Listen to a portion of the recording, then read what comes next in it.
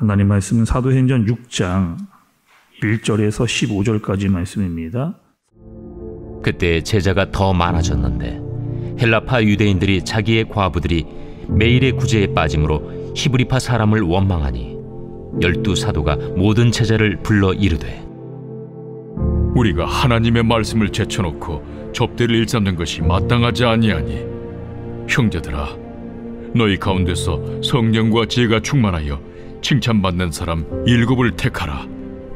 우리가 이 일을 그들에게 맡기고 우리는 오로지 기도하는 일과 말씀 사역에 힘쓰리라. 온 무리가 이 말을 기뻐하여 믿음과 성령이 충만한 사람 스데반과 또 빌립과 브루고로와 니가노르와 디몬과 바메나와 유대교에 입교했던 안디옥 사람 니골라를 택하여 사도들 앞에 세우니 사도들이 기도하고 그들에게 안수하니라. 하나님의 말씀이 점점 왕성하여 예루살렘에 있는 제자의 수가 더 심히 많아지고 허다한 제사장의 무리도 이 도에 복종하니라. 스데반이 은혜와 권능이 충만하여 큰 기사와 표적을 민간에 행하니 이른바 자유민들 즉 구레네인, 알렉산드리아인, 길리기아와 아시아에서 온 사람들의 회당에서 어떤 자들이 일어나 스데반과 더불어 논쟁할세 스데반이 지혜와 성령으로 말함을 그들이 능히 당하지 못하여 사람들을 매수하여 말하게 하되 이 사람이 모세와 하나님을 모독하는 말을 하는 것을 우리가 들었노라. 백성과 장로와 서기관들을 충동시켜 와서 잡아가지고 공회에 이르러 거짓 증인들을 세우니 이 사람이 이 거룩한 곳과 율법을 거슬러 말하기를 마지 아니하는도다. 그의 말에 이 나사렛 예수가 이곳을 헐고 또 모세가 우리에게 전하여 준 규례를 고치겠다 함을 우리가 들었노라. 공회 중에 앉은 사람들이 다 스데반을 주목하여 보니 그 얼굴이 천사의 얼굴과 같더라. 아멘. 여러분 우리가 사도행전을 보면서 특별히 초대교회를 보고 있습니다. 여러분 초대교회는 어디에 있는 교회예요? 말씀을 보시면 이 초대교회는 예루살렘에 있는 그런 교회입니다. 지금 3,000명씩 5,000명씩 교회 안으로 사람들이 들어오고 있는 상황이기도 하고 또 반면에 어떤 어려움이 있느냐 사도들이 감옥으로 잡혀가고 가서 매를 맞는 이런 어려움 그러니까 교회는 부흥하고 있지만 또 교회 안에 어려움도 있는 그런 상황입니다. 또 사도들이 어려움을 당하고 있는데 여전히 사람들이 교회 안으로 계속 밀려 들어오고 있는 그런 상황이에요.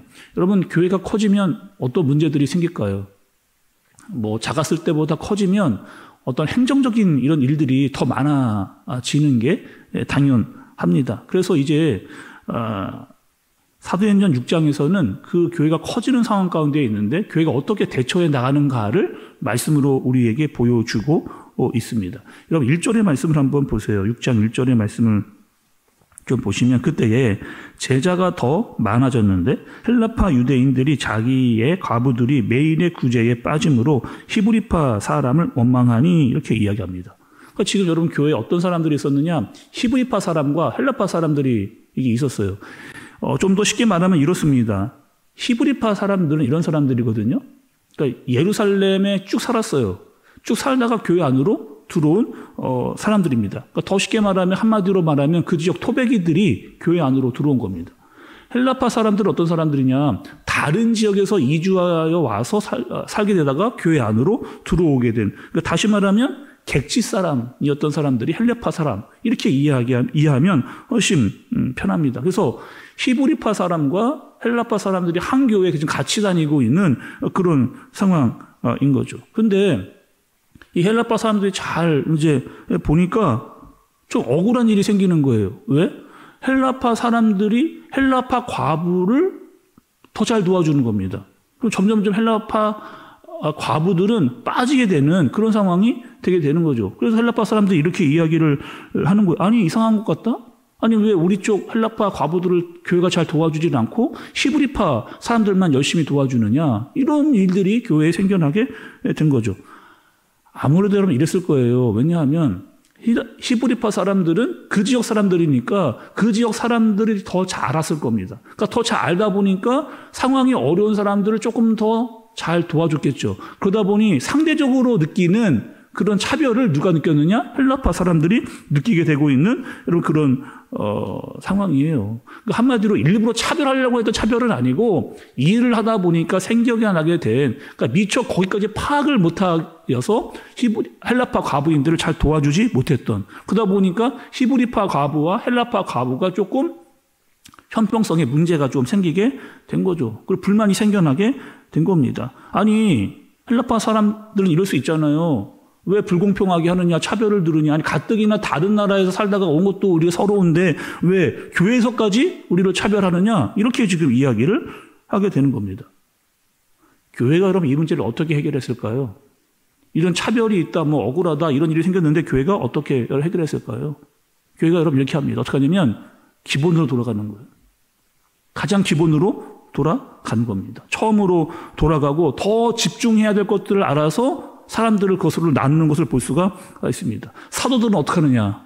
그럼 사도들은 어떻게? 그 당시에 사도들이 행정적 일도 다 처리를 했어요. 근데 사도들이 어떻게 하느냐? 말씀과 기도로 돌아가는 거예요. 말씀과 기도에 집중하게 하는 겁니다. 그리고 집사들을 세워서 그 집사들이 교회에 여러 살림살이를 할 수 있도록, 특별히 구제하는 일에 더 애쓸 수 있도록, 집중할 수 있도록 그렇게 하는 겁니다. 여러분 지금도 그렇잖아요. 교회의 목회자분들이 말씀과 기도를 할 수 있도록, 집중할 수 있도록 그렇게 해줘야 되는 겁니다. 그리고 집사님들은 교회의 여러 가지 일들, 또 사무적인 일들, 행정적인 일들을 도맡아서 해결해야 되는 거거든요. 이게 아이고 목사님이니까 뭐 편한 일을 하세요, 우리 집사들이 어려운 일을 하겠습니다, 이렇게 접근하는 문제가 여러분 아니라는 거예요. 그리고 교회 뭐 높고 낮음의 문제가 아니라는 겁니다. 단순히 역할을 분담하는 거예요. 그 역할을 분담하고 그 역할에 집중하라, 이 얘기를 해주는 거죠. 교회 여러 조직이 생겨다 보다 보니 해야 될 일이 생겼고 그 해야 될 일에 각자 집중하라는 말씀을 우리에게 알려주시는 겁니다. 여러분 3절의 말씀도 좀 보세요. 3절의 말씀을 보니 형제들아, 너희 가운데서 성령과 지혜가 충만하여 칭찬받는 사람 7을 택하라. 우리가 이 일을 그들에게 맡기고, 이 일을 맡기는데 어떻게 하느냐? 집사 7명을 이제 세우게 돼요. 그리고 5절에 보니까 그 집사님들의 이름이 쭉 나열이 됩니다. 보니까 스데반, 빌립, 브로고로, 니가노르, 디몬, 바네마, 또 니골라, 이런 사람들이 세워지게 돼요. 근데 여러분 이 특징이 지금 7사람의 집사님들이 세워지는데 특징이 있습니다. 어떤 특징이 있냐면 자세히 보니까 이 사람들의 이름이 어떤 이름이냐? 헬라파 이름이에요. 대부분의 이름들이 헬라파 이름인 거예요. 조금 전에 보니까 여러분 이랬잖아요. 히브리파 사람들이 교회에 많아서 그들을 더 잘 알아서 약간의 차별 같은 일이 생겨났잖아요. 상대적으로 헬라파 사람들을 잘 몰랐습니다. 근데 집사를 세우는데 그 집사님들이 대부분 어떤 사람들이냐? 헬라파 사람들.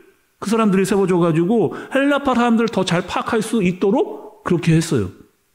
그러니까 이 초대교회가 어떻게 하는 거냐? 헬라파 사람들의 배려를 더 하고 있는 모습을 보게 되는 거죠. 여러분 오늘 말씀은 이렇습니다. 초대교회가 성령 충만했거든요.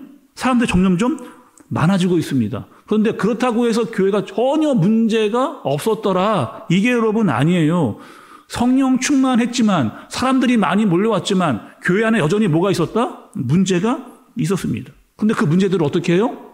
성숙하게, 아주 성숙하게, 그리고 집중해야 될 것에 집중을 하면서 그렇게 문제를 해결해 나가는, 그래서 그 문제가 이내 사라져버리는 그런 일들이 초대교회에 나타나고 있는 거죠. 다시 한번 7절의 말씀 눈여겨 보세요. 하나님의 말씀이 점점 왕성하여 예루살렘에 있는 제자의 수가 더 심히 많아지고 허다한 제사장의 무리도 이 도에 복종하니라, 이렇게 있습니다.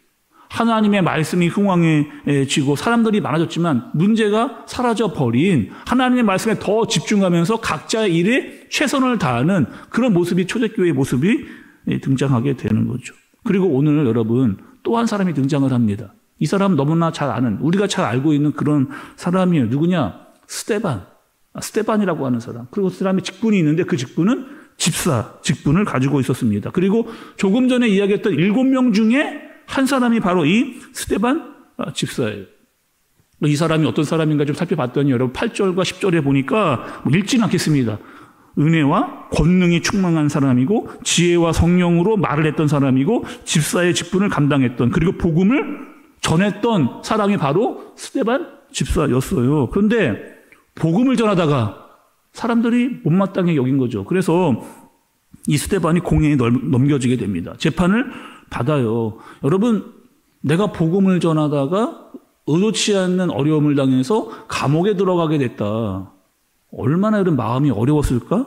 또 압박과 스트레스가 분명히 있었을 거예요. 그리고 나를 잡아온 사람들의 협박과 위협을 계속해서 했을 겁니다. 그런데 그럼에도 불구하고 스데반의 모습을 보니까 여러분 15절의 말씀을 보세요. 공회 중에 앉은 사람들이 다 스데반을 주목하여 보니 그 얼굴이 천사의 얼굴과 같더라. 이렇게. 아니, 스데반이 지금 복음을 전하다 감옥에 들어갔거든요. 지금 내가 많은 사람에 비해서 훨씬 불리한 상황에 놓여 있는 그런 상황입니다. 여차하면 감옥에 들어가게 되거나 아니면 심하면 죽을 수도 있는 그런 상황이에요. 그런데 스데반의 얼굴이 천사와 같았더라. 스데반의 얼굴이 천사와 같았더라. 여러분, 어떻게 스데반은 그런 상황에도 불구하고 얼굴이 천사와 같이 변할 수 있었을까요, 여러분?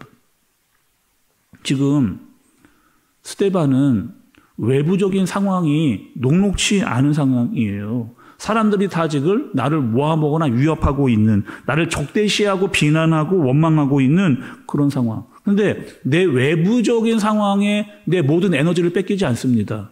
지금 스데반이 집중하고 있는 거 있어요. 외부적인 상황이 아니라 내 내면의 상황에 이 스데반이 집중을 하는 거죠.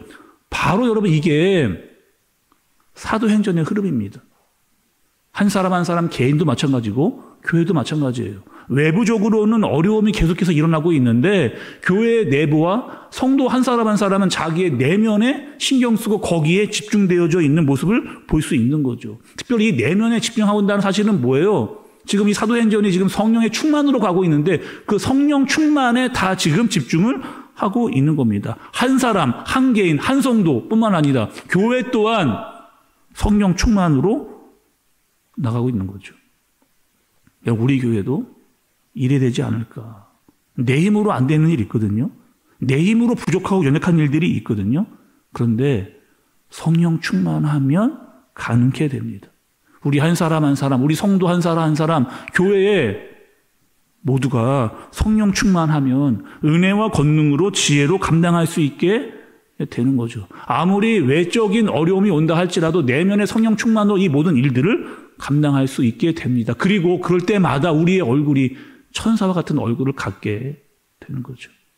그런 목회자, 그런 성도, 그런 우리 교회, 성령 충만으로 모든 일들을 감당하고 지혜로울 수 있는 저와 여러분들이 되어지시길 예수님의 이름으로 축복합니다. 기도하겠습니다. 하나님 아버지, 우리의 내면이 단단해지게 해 주옵소서, 충만하게 하여 주옵소서, 흔들리지 않게 하여 주옵소서. 그냥 다짐만으로는 되지 않습니다. 성령의 충만함으로 감당할 수 있도록, 충만하여 맡겨진 일과 사명과 직분을 잘 감당할 수 있도록 그런 우리 교회 되어지도록 주님이여 인도하여 주옵소서. 예수님의 이름으로 기도드리옵나이다. 아멘.